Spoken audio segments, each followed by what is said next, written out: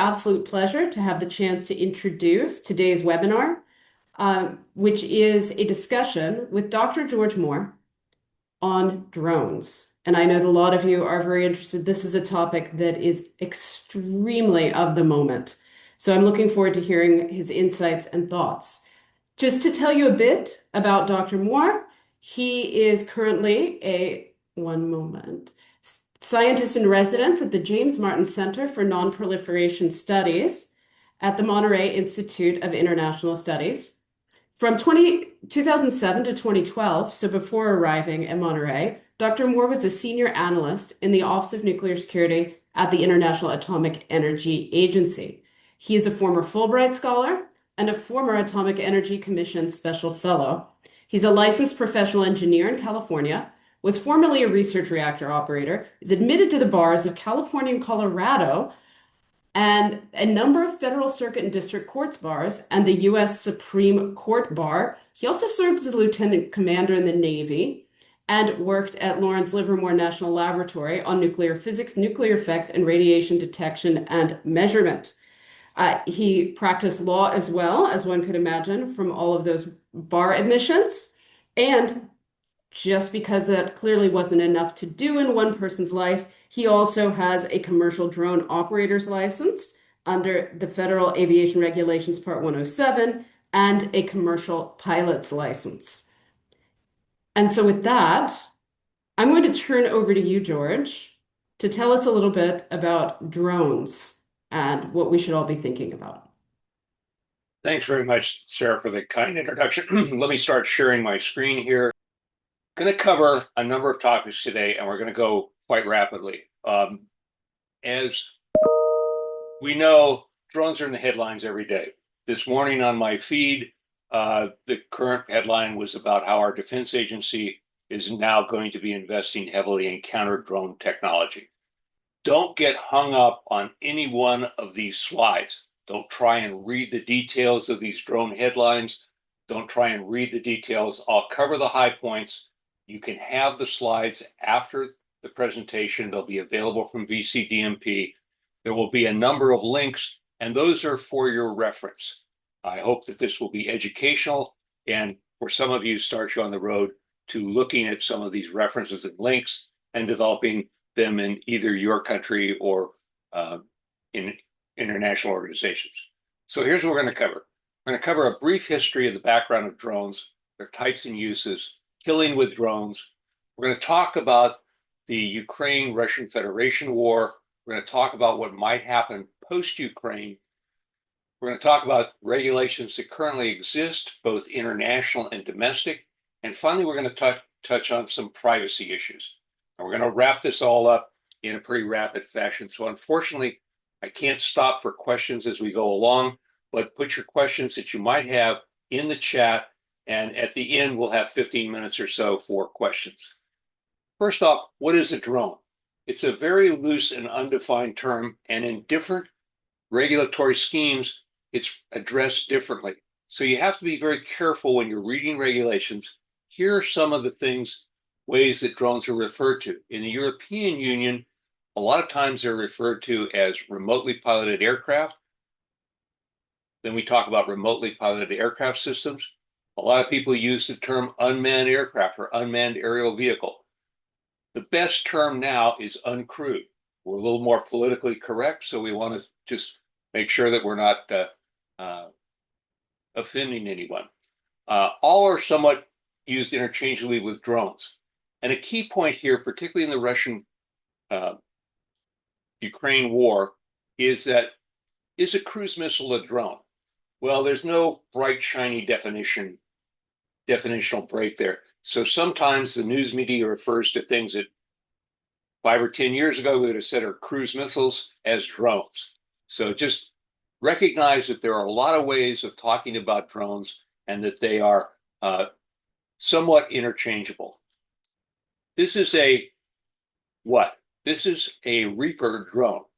I like to try and learn something every day. And today's lesson, if you don't take anything away from this presentation, Notice that the tails are down. They look very much the same. That is a predator. They're pretty much out of the stockpile for the U.S. military use. They're still being used by things like the Drug Enforcement Agency. That's a predator with a couple of Hellfire missiles. Notice the tails are up on the Reaper, which is a much larger vehicle. They're down on the Predator. So tails up, it's a Reaper. Tails down, it's a Predator. That's the one thing you could take away anything else from this presentation. Okay, this is a Bayraktar. That is a Turkish-built drone, very similar in capability, maybe to the Predator or maybe a Predator Light. These were sold to the Ukrainians. The Ukrainians used them very successfully in the start of the Russian invasion. They're pretty much not being used now, and we'll talk about why in a few minutes. This is a Global Hawk. This is a truly autonomous, or can be a truly autonomous drone. This is a huge vehicle. It's almost as large as a good portion of a 737 aircraft. It is intercontinental in its range, and it can be totally run autonomously. In other words, it can sit in its revetment, place where it parks. It can, once it's programmed, it can start up on its own, go out, taxi out, take the runway, fly its mission, come back, land, taxi back to its revetment, shut down, and wait for somebody to come back and take the data that might be in the drone. But all of these drones communicate via satellite link and stream real-time data. So that's Global Hawk. It's a big, big drone. This is inside, this is the way the US does things. A lot of my presentation, because I'm from the US, are going to be US centric. Some of those I'll skip over and just leave those as references for you. But this is a typical way that this is done. On the right-hand side of this slide, you see an operator sitting at a console. He's got a couple of video screens in front of him. This is all inside a military van, like a 40-foot seagoing trailer. These are moved around the world. You can see that it has, you can see my pointer. It has little feet and wheels, but inside it's like this, completely self-contained, put up the antennas, and it can work anywhere in the world. There are two operators in there. One is the pilot and one is the sensor operator. I've actually been in one of these vans at one of the units. They're interesting. And what's really interesting is they do not communicate by voice. They communicate by a secure chat line. And one of the complaints I got from one of the operators was, some people chat too much. We can't get them off. We can't break into their chat stream. So, every system has its own problems. This is a little kamikaze drone. It's called a Switchblade. Comes out of a container. This is a picture of an Army person launching it. It's a time sequence photo. You see it comes out of the container. The wings unfold like a switchblade knife. This is a knife that opens up when you press a button. This is more familiar. This is a little DJI drone. These are little quadcopters. They've been used very successfully in the Vietnam War. Well, everyone is inundated with drones. Yesterday or the day before, there was a headline saying our Department of Defense was going to buy 300,000 drones. I don't know what they're going to do with 300,000 drones, but that was anyway the headline. But drones are not a new concept. Going back to the end of the First World War, this is actually a drone. This is called a Kettering Doodlebug. It's a little biplane loaded with explosives. Had one of the first autopilots and first use of Sperry gyro compasses to get the autopilot to function. It launched on a rail, and the idea was it would fly into enemy territory to wherever it was pre-programmed to fly. The engine would shut off. It would come down and crash. This is a rebuilt version of it. This is in the Air Force Museum in Ohio. If you ever get a chance to go to the U.S. Air Force Museum, this is a display. That's a picture I took. This is in the Vietnam era. These are BQM-34 Firefly drones.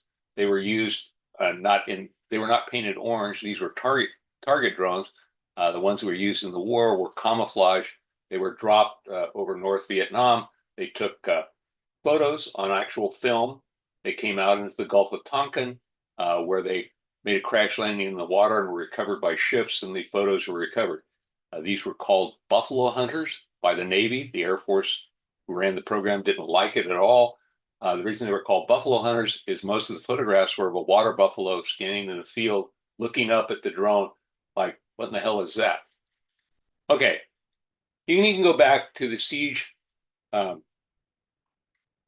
siege done by the Austrians of Venice in 1849, where they used hot air balloons with incendiaries and floated them into the city to cause fires and complications.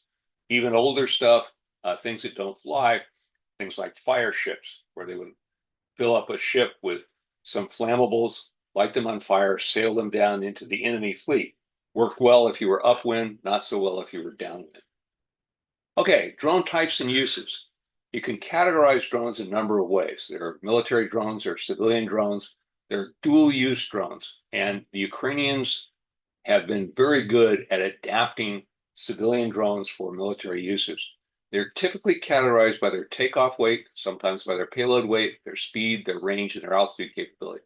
If you want to look at categorization schemes, this is the U.S. Department of Defense categorization scheme, where you have 5 different groups, and as you see there by, excuse me, takeoff weight, speed, operating altitude. Some of them are very high altitude. I think some of them fly greater than 18,000 feet in altitude. So why use drones? Well, obviously safety, there's cost and ability. Some tasks they can do better than people. They're certainly not putting people at risk so much. But endurance is a factor that people don't consider very much. These drones, as they were used and are used in some of the tribal areas of Pakistan, for example, they can go up and they can stay aloft for 24 hours. Very difficult to put a manned aircraft or crewed aircraft in that area and have them pilots sit there for 24 hours. They don't have that endurance. Drones are used for surveillance, various forms of attack, electronic warfare, and they're also used in defense against other drones and aircraft. We have not seen very much use yet of, excuse me. There's a concept of uncrewed combat aerial vehicles, or UCAVs, where you can operate small drones against manned aircraft and operate them successfully and take advantage of kind of the number of drones that you have in the area. Governmental uses, border coastal patrol, the ones that get most of the attention, at least in the United States, are the use for law enforcement and surveillance, because this begins to intrude on people. We'll talk more about that later when we talk privacy. So, killing with drones, crude topic, but we have had under various presidential administrations the use of drones for overseas assassination of high-value targets. Recently, we've used drones in a very questionable operation in the Caribbean and the Pacific, where the U.S. government has been destroying what are reported to be drug vessels as part of whatever it is, a war against terrorists, as the administration portrays it, or something else. Anyway, don't want to get into that. So we've had our drones overseas have killed thousands of people. There's no exact count. Nobody knows exactly how many people are killed in some of these drone strikes. But what we base this on is we say we're justified in doing this under Article 51 of the UN Charter, which allows states to protect themselves against attack. That's a big stretch. Are these drones targets in, let's say, Afghanistan or the tribal areas of Pakistan? Are they taking out targets which are directly affecting the United States? And there are terms of compliance under Article 51 in terms of notifying the Security Council and things that we're not necessarily doing. Okay, Ukraine and post-Ukraine. Nobody paid too much attention to military use of drones. There was some use in the small war, well, I should say small, it's on your perspective, between Armenia and Azerbaijan. Uh, Again, here's the Bayraktar. The Bayraktar was used successfully at the first part of the war by the Ukrainians. And this presents the problem that people who are familiar with drones thought would really be a problem. These drones are very slow moving, even though it may be high altitude. They're an easy target. So before the war in Ukraine, the general feeling was drones are very nice where you don't have opposition. No one anticipated that the low altitude use of drones would be so successful both for the Ukrainians and for the Russians, and that saturation rates with large numbers of drones would be as successful as they have been in, for example, the Russian attacks on Ukraine, where sometimes they fly hundreds of drones at the same time, posing a difficult target for the Ukrainians. This is an example of the use of small civilian drones to drop some sort of explosive. They've been very successful. This is a Russian tank. Russian tanks seem to have a defect in that they loaded their ammunition in the turret, and when you hit the tank successfully, it would blow up. The turret would blow up, and there are spectacular videos of these turrets popping up hundreds of feet in the air. Also, drones have been used to spot artillery, to find these targets, and to allow intelligence gathering and tracking of them. This is again a switchblade. This is actually from down in our desert test area at 29 Palms, but notice it's popped out. The wings are beginning to deploy. This is a Shahed 136. These are Iranian-built drones. They're provided to the Soviets. They are a small pusher aircraft, delta wing. These are the flight characteristics. And when I first saw this, I noticed this range of 1,500 miles, or about 2,500 kilometers. And I thought, that's got to be wrong. Then I did some quick calculations based on the wing. And if you fill the wing of this thing up with fuel and use it as a fuel tank, which is apparently what they do, you can get that kind of range. This is a small Rotax pusher engine or Rotax-like pusher engine. They're, again, very slow, 115 miles an hour. These are, if you're familiar with light aircraft, these are like a Cessna 150 or 140. They're not a difficult target, but if you have hundreds of them, then it poses a real serious threat. They can carry a fairly good sized warhead. 50-pound warhead, a 50-pound bomb can do, a 100-pound bomb can do a lot of damage. And these have been used with, the 136 have been used with great success by the Russians. They now manufacture their own. I don't know whether they do it under license or they've just reverse engineered them, improved them, and are just using them without having a license. So if you want to see a little more video, this is an example when you have the PowerPoint yourself, feel free to watch this. We're not going to do that. We're only going to show one video here towards the end. There are publications now where you can, this is a US publication, Popular Mechanics. If you get this issue, it's available online. Every single drone fighting in the skies over Ukraine. The Ukrainians have a very successful drone building and operating operation.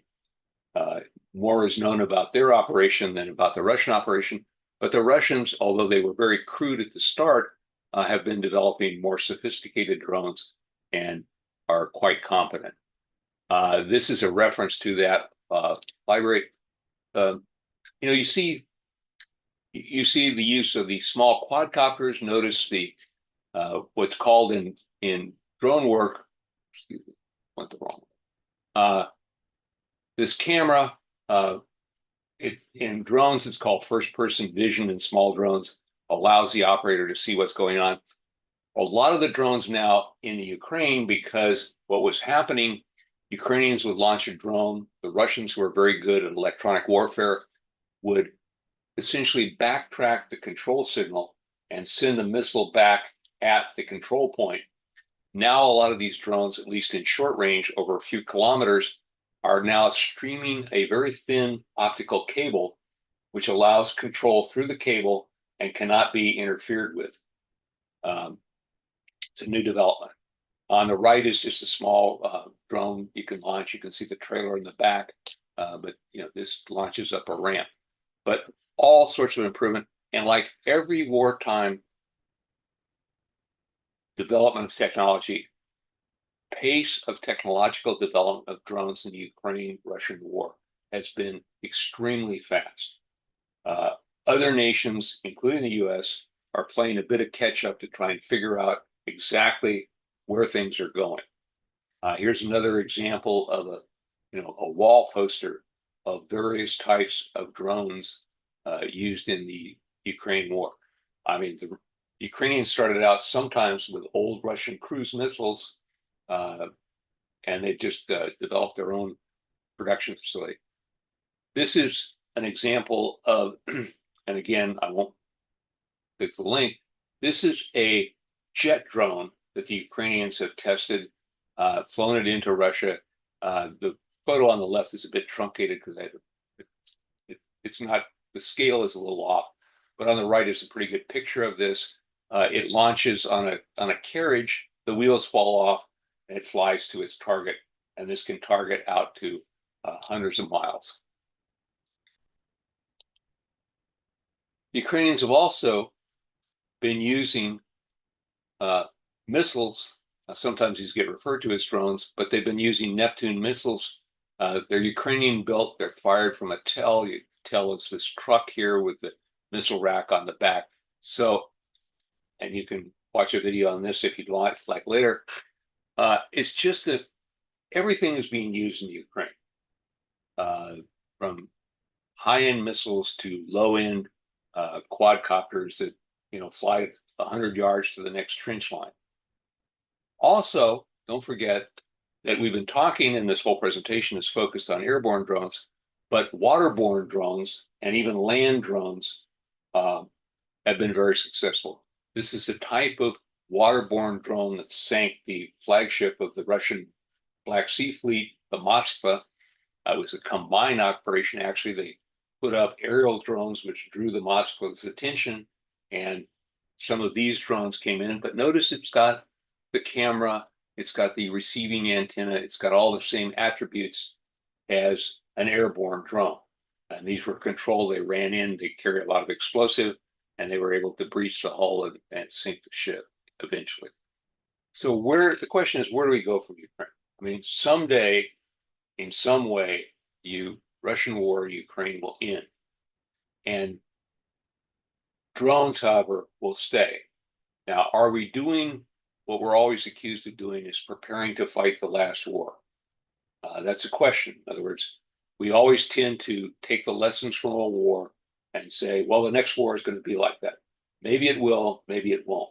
Maybe the countermeasures for drones will become so successful that drones will be much less of an issue in any upcoming war. No one knows for sure. There's a lot of research effort going in.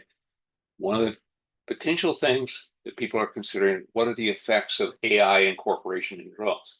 There's obviously simple artificial intelligence in drones, just in the guidance systems, etc.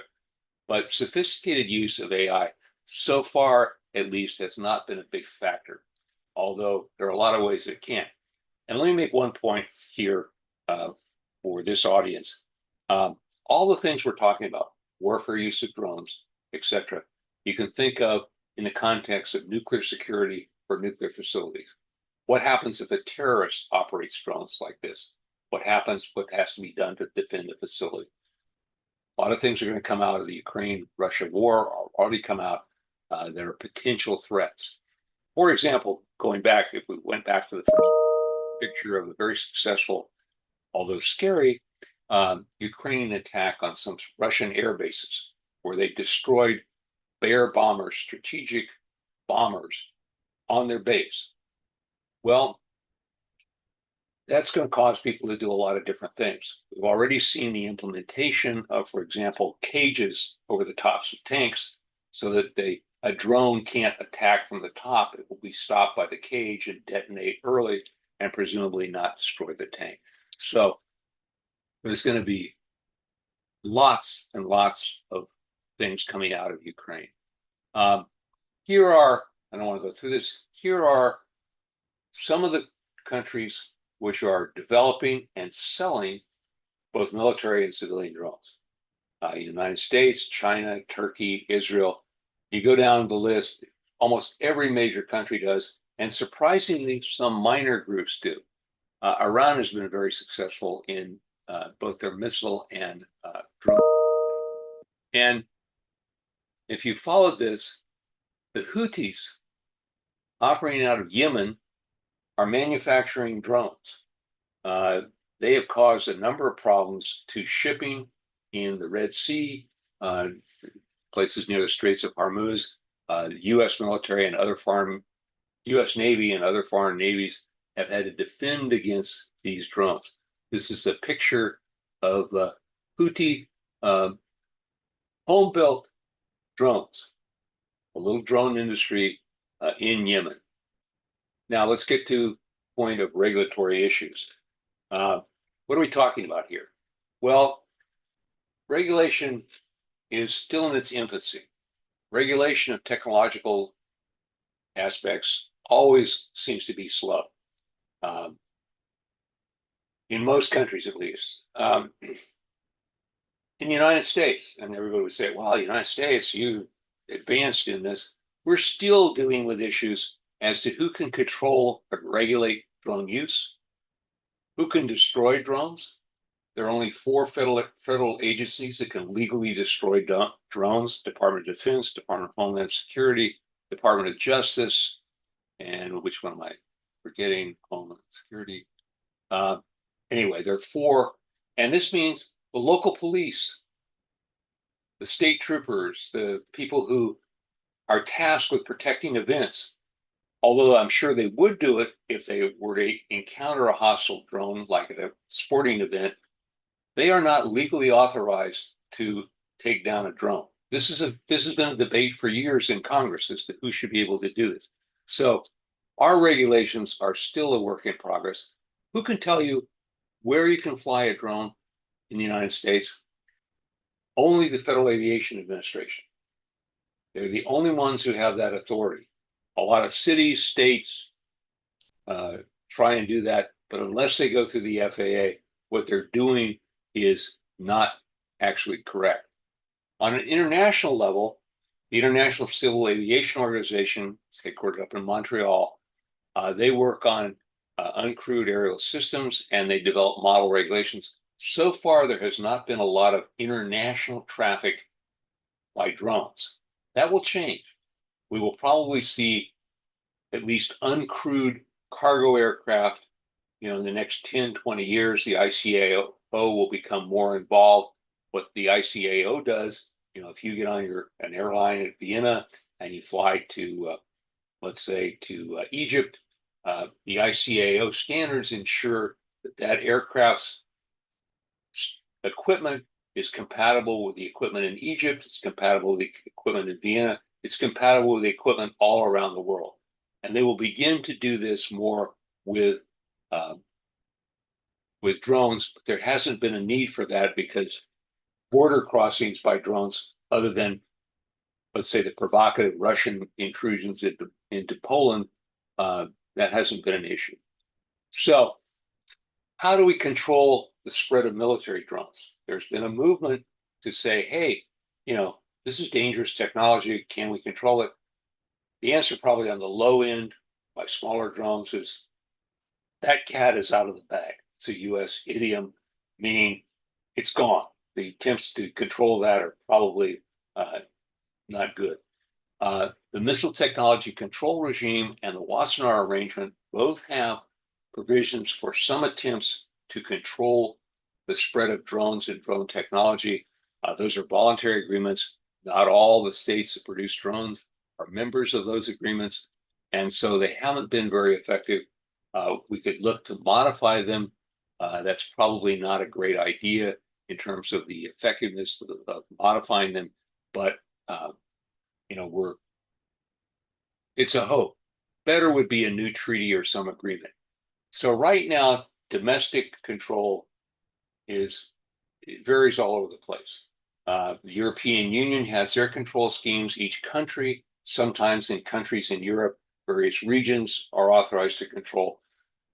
There's no easy way to find out what the regulations are about flying a drone in any specific area. What's typically regulated is where drones can fly, how high drones can fly, because there's a concern about interfering with regular air traffic, how close you can fly to buildings, can you fly over people, how do you register them, what kind of communications do they use, can they be flown out of the view of an operator? This is a big issue in the United States where people want to use drones to deliver packages. Well, the operator can't see the drone, so this is called beyond visual line of sight, or BVLOS, BVLOS as an acronym. Who can protect against drones? We've already discussed that, or to destroy them. This is still being developed.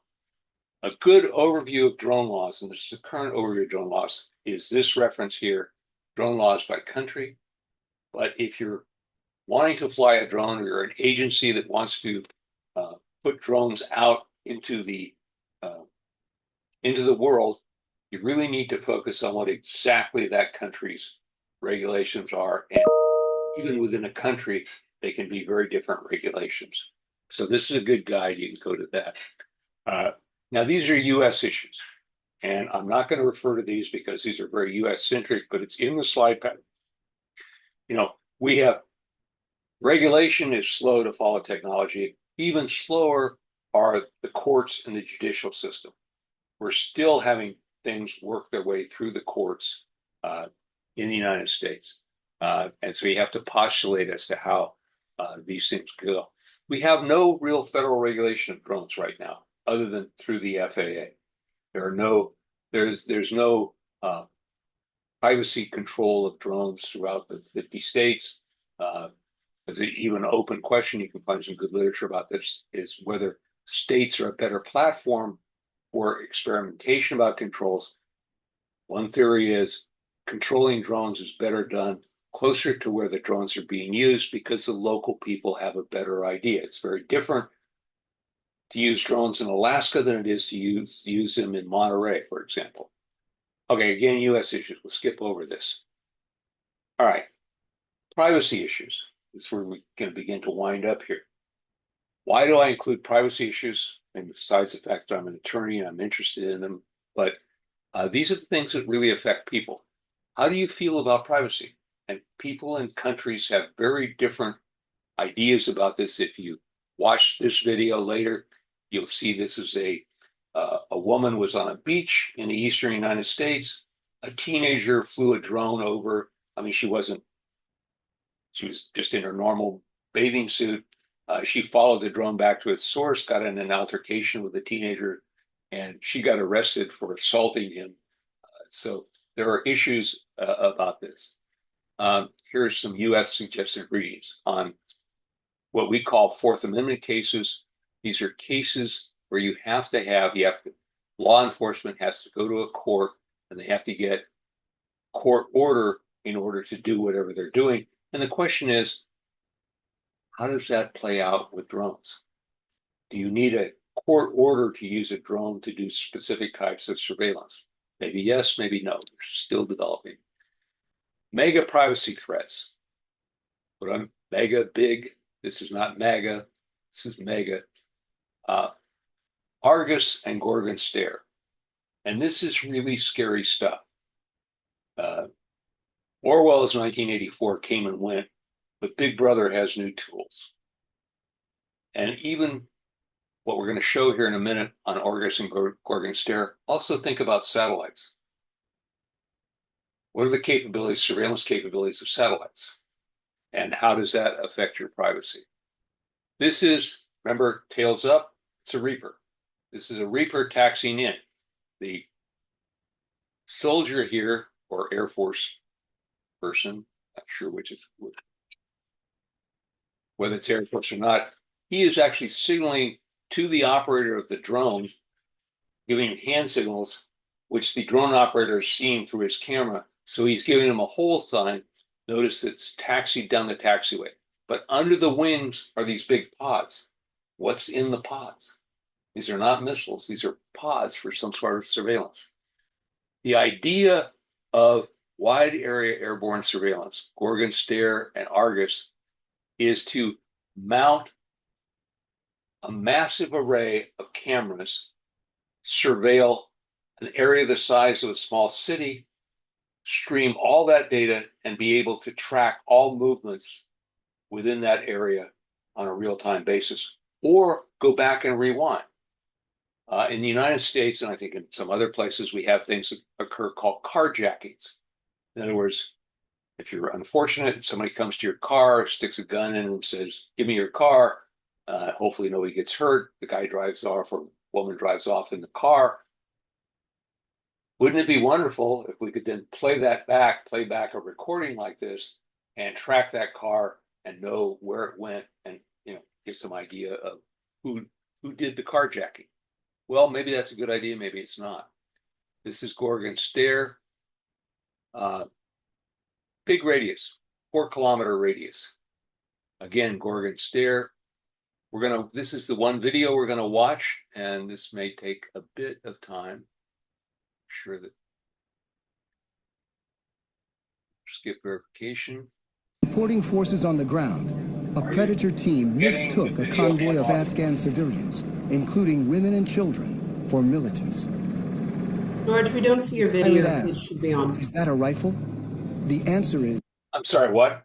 We don't see your video if you intended for it to be on. We only see the... Okay, I'm gonna stop share and then I'm gonna restart. Hold on. It should be on.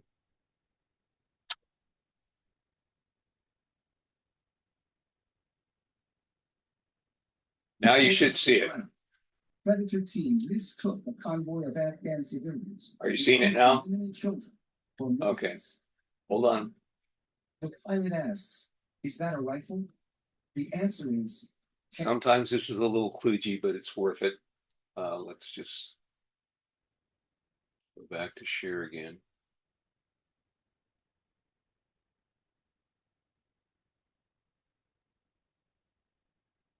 How about now? Do you see the video? Yeah, we have it now. Thanks. Okay. Reporting forces on the ground, a Predator team mistook a convoy of Afghan civilians, including women and children, for militants. The pilot asks, is that a rifle? The answer is, can't really tell. After hours of monitoring, the ground commander calls in a strike. And 23 civilians die, in part because of limitations of the sensors. But engineers are working to create new sensors that can see more in greater detail than ever before. Today, we've developed sensors that can watch with an all-seeing eye and see an area about the size of a small city, all at one time. This is the next generation of surveillance. For the first time, we actually have permission from the government to show the basic capabilities. It is important for the public to know that some of these capabilities exist. Engineer Yanis Antoniadis designed the new sensor, known as Argus. With 1.8 billion pixels, it's the world's highest resolution camera. Argus fits inside this pod that attaches to the belly of a UAV. But because much of the work is classified, we can't see the sensor itself. Because we are not allowed to expose some of the pieces that make up the sensors, so you get to look at pretty plastic curtains. Also known as Wide Area Persistent Stare, Argus is the equivalent of having up to 100 predators look at an area the size of a medium-sized city at once. This image was taken 17,500 feet above Quantico, Virginia, and covers 15 square miles. This whole image is at a very, very fine resolution. So if we wanted to know what is going on in any spot along this image, say near this building at this intersection, we can generate a moving image that shows what's going on in the area. Simply by touching the screen, Antoniadis has opened up a window showing a detailed area, while still maintaining the broader context. and everything that is a moving object is being automatically tracked. The color boxes represent that the computer has recognized the moving objects. You can see individuals crossing the street. You can see individuals walking in parking lots. There's actually enough resolution to be able to see the people waving their arms or walking around, what kind of clothes they wear. And you could pick the location of where you produce these images anywhere in the entire field of view. Antoniades can open up to 65 windows at once and can see objects as small as 6 inches on the ground. From even 17,500 feet, the white thing that you see flying around is a bird. Argus streams live to the ground and also stores everything, 1 million terabytes of video a day, which is the equivalent of 5,000 hours of high-definition footage. So you can go back and say, I would like to see what happened at this particular location 3 days, 2 hours, 4 minutes ago, and it would actually show you exactly what happened as if you were watching it live. To create the world's highest definition camera, Antoniades needed to design a new imaging chip. But DARPA, the project's funder, wanted to move fast and keep costs down. So he borrowed technology that most people have in their pockets. Inside this cell phone, okay, we find a tiny little camera. So if you were to take off the majority of it, you'd be left with an imaging chip. If you were to take 368 of this and make a big mosaic out of them and start shooting images, now you have Argus. Unlike the Predator camera that limits field of view, Argus melds together video from each of its 368 chips to create a 1.8 billion pixel video stream. This makes it possible to zoom in and still see tremendous detail. Whether Argus has been I think I want to stop this right here. I'm going to have to go back and restart share.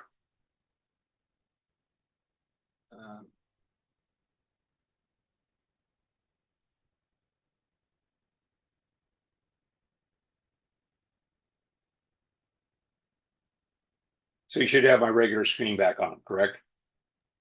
Yeah, we see it again. Thanks. Okay. So these are some other references here. There's actually a book called Eyes in the Sky. It's available from Amazon. This is not super new technology. This technology is 10, 15 years old. There was actually a proposal to use this in the U.S. city of Baltimore. Didn't go very far. People were very upset about the idea. So, a couple of more photographs and we're done. Question, can't we have some fun? Can't drones be fun for you, your children, your grandchildren? Probably not too many of you have great-grandchildren, but maybe a few.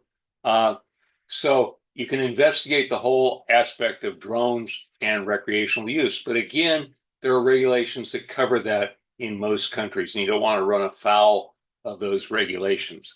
Finally, and I'm not going to play this, this is an older John Oliver, who's a comedian. He runs a 1-hour program Last Week Tonight in the United States.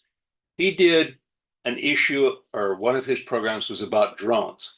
And John Oliver bills himself as a comedian, but often, and particularly in this example, I think, if you watch this, you'll find that he covers a lot of really serious topics. For example, does our use of drones to kill people when we sometimes take out a wedding party, as has happened in some areas, is the trade-off one where we get more benefit than the ill will that we build up in the local population? So that's the end of my presentation. Over to Sarah for questions. So George, thank you so much for this. I want to start just by saying that was a fantastic briefing, really interesting. I have a trend when I give briefings that people stop and say afterwards, oh my gosh, Sarah, I'm going to have nightmares. Why did you tell me this? This is the first time I am going to tell that to someone else. With that video, The possibilities are absolutely terrifying when combined with AI, I would imagine. I'm going to take my moderator prerogative and ask you, what do you see if you combine that those surveillance capabilities with AI? What are your thoughts about that? Well, it's just going to make, I mean, at the one end, of course, AI makes things faster, but this is a mega data set, and in the wrong hands, it could be very damaging to individuals. Um, in the right hands, there's a lot of incredible benefits. You notice that he could see, for example, birds. Well, maybe you want to track bird migrations. Now that would be an extreme use, but there are good things. But again, this is one of these things that calls for regulatory control. Who's going to regulate this? I mean, right now, as far as I know, this is US centered technology. But like everything else, it's going to be available around the world in the not too distant future. But I mean, this is, like I say, some people have never seen anything like this, yet it's old enough that people have written books about it. It's just a question of awareness. And we have to figure out what kind of society we want to live in. Certain societies are far more into surveillance, and others are not. But it's a question. But AI is going to have a big impact on this. I mean, I don't know how much AI is being used in this kind of program now, but rather than having someone there stand there, you could certainly have AI say, we want to see any movements that have the following characteristics, or we want to see where, let's say, groups of people are gathered on street corners. And this could be real-time stuff. You have, for example, one of the things that's happening in the United States are these flash mobs.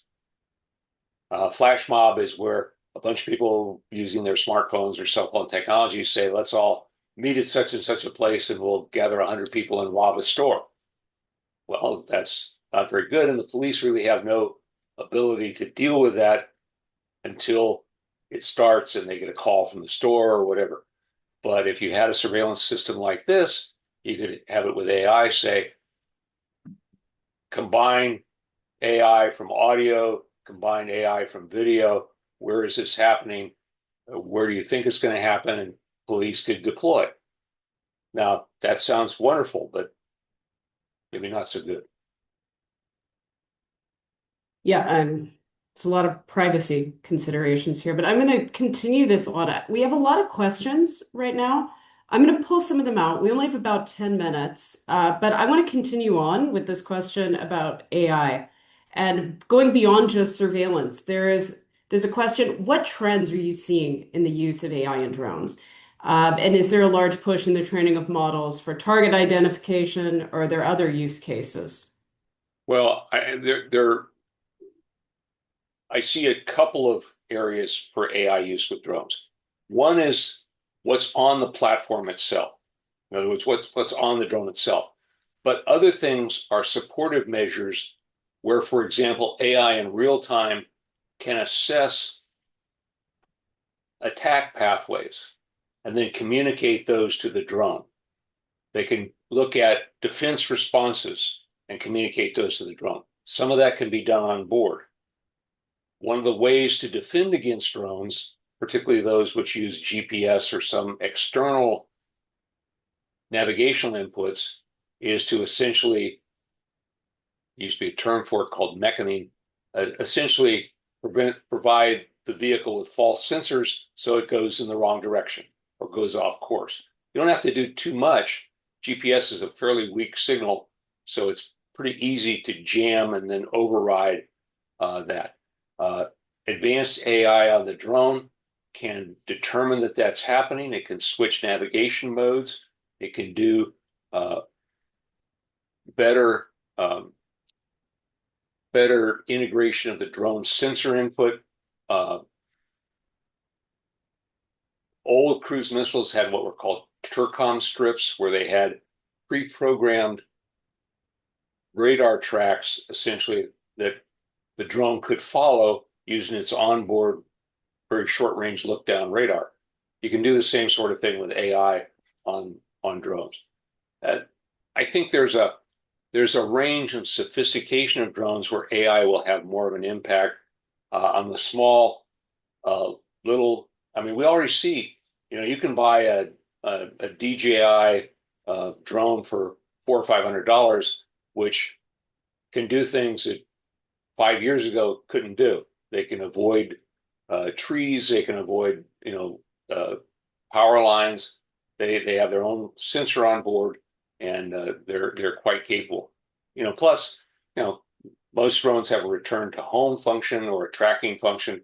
If the drone loses its guidance, it will come back to you, hopefully. I don't know the few instances where it doesn't come back, but that's so AI is going to have a big impact on some of the more sophisticated drones. What we haven't talked about here, and this is a maybe part of another presentation, is what are called advanced air mobility vehicles. Think air taxis. And when you think about the dangers from drones, the drones don't, for the most part, the small drones don't have much of a payload capability. So, their destructive capability is not that great. And particularly from a nuclear security point, now you're looking at uncrewed vehicles, air taxis, pilotless air taxis, which can carry 400, 500, 1,000 pounds. And if that 400, 500, 1,000 pounds is explosive, you've got a much bigger problem than what we've been seeing up to now. And again, advanced air mobility vehicles are here. Actually, down on the Monterey Peninsula, Joby Aviation has got one of the first approved licenses, and they flew from their airport out at the old Army base at Fort Ord to the Monterey Airport. First kind of licensed operation for drone use. And we're not the first. For the 2024 Olympics, one of the French companies had promised that they would have air taxis available for certain venues at the Olympics. It didn't play out. The regulatory agency intervened, but the technology is there. So now we know what we're going to ask you to come back and talk about next time. Okay. So I'm going to go a different direction. We have time for maybe one more question. So I'm going to combine two questions because I think it's really important to get to this question of how to regulate, how to manage this problem. And we've got two good questions in the chat about this. And that is, so the first one is, given the current ambiguity in national regulations on the use of drones and considering the limited international willingness to enforce non-proliferation norms, what do you think are realistic prospects for achieving effective global regulation? And how might frameworks like the UN's group of governmental experts on laws contribute to establishing meaningful constraints? That's one. The second is on export control and notes that drones are often classified as dual use and aren't classified as a military tool, and the parts are often very innocuous. How do you tackle this? So I think the two questions go together in a lot of ways. I wish I had good answers for either of the two questions. I really don't.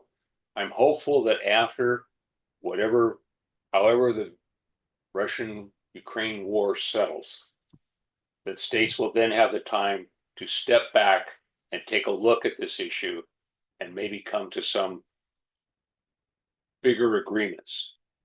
As I said in the presentation, I think at the low end for little quadcopters and dual use technology, I think that's not going to be controllable. You're just going to have to figure out how to live with that.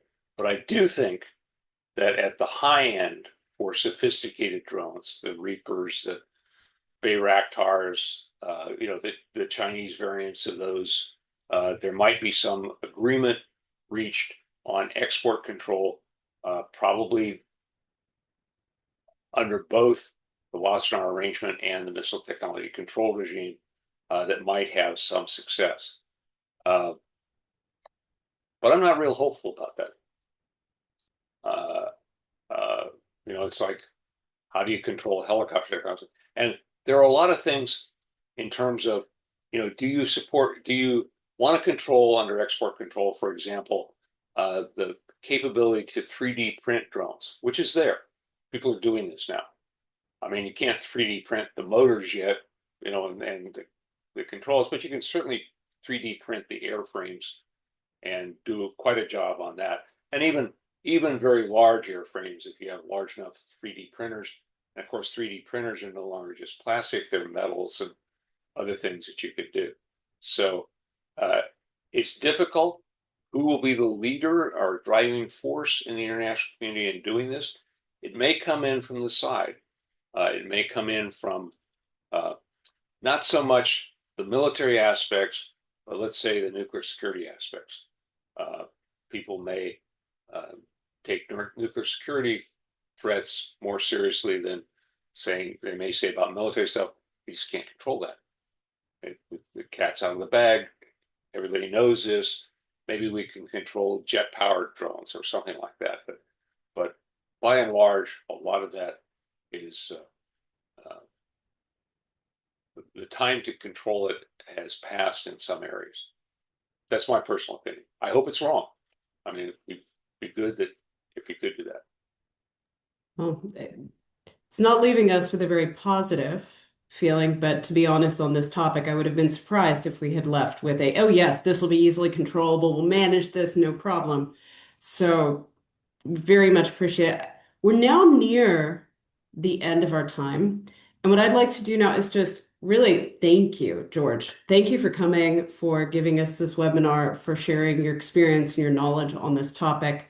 I'd also like to close, remind you of one thing, and provide one announcement for everyone who's joining us today. The quick reminder is that all of these slides that you saw will be available uh, with the web report that we will post on the VCDNP website following this webinar. So come look at our website, check out the other things, but you can find the slides there. The last thing I would like to do is note that George has kindly and generously agreed to boil down a lot of this information and some other information into a short 4-page document for us that we're putting together as the second entry into our new series of publications on emerging tech here at VCDNP to brief policymakers, give them a basis and a background for what it is that is coming at you in the near future and perhaps sometimes a further future. We're still working on this, but hopefully sometime early next year that will be out, published, and you'll be able to read more about this topic from someone who's clearly spent a lot of time thinking about it. Do you have anything else, George, before I? Thank you. It's been a pleasure to do this. I love talking about it. I've been teaching this subject for 10, 11 years. Thought about it a lot, and it's always fun to be able to present it to people. So hopefully people have learned something, and you can give out my email address is like most of the Middlebury folks. It's gmoore@middlebury.edu. So if anybody wants to get in contact with me, feel free to. Okay. Well then, so thank you once again, and thank you to everyone who took an hour out of your days to listen to us. And I hope to see you again at a similar webinar. Goodbye.